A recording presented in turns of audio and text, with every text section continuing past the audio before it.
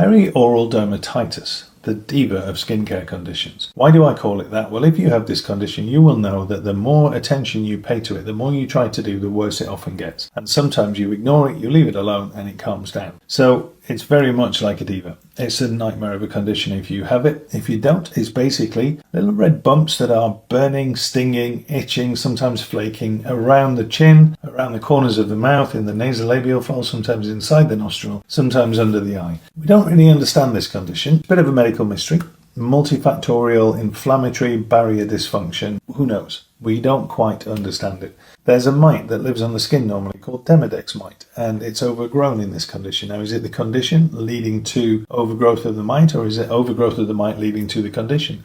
Nobody really knows. What do we know about it? Well, universally, steroid cream is not the answer and will make it worse. So people using steroid cream often find 24 hours they get a good response, then it comes back with a vengeance. So don't use a steroid cream. Heavy, occlusive moisturizers or makeup or things that you're putting on your skin will make it worse. Get rid of those. Active skin products, vitamin C, vitamin A, vitamin E, any of them, they will make it worse. Get rid of those. What can you do to help it?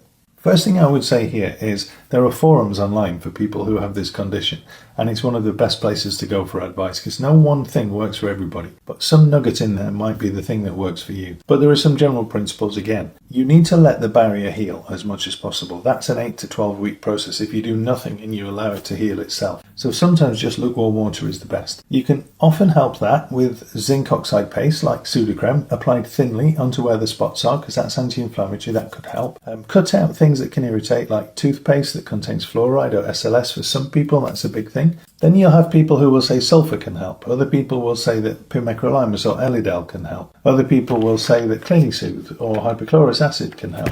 There's a lot of different suggestions for things that work, but like I said, no one thing works for everybody. So unfortunately, if you have this condition, it's a case of finding the thing that works for you, but definitely stop the irritants. Don't use steroids.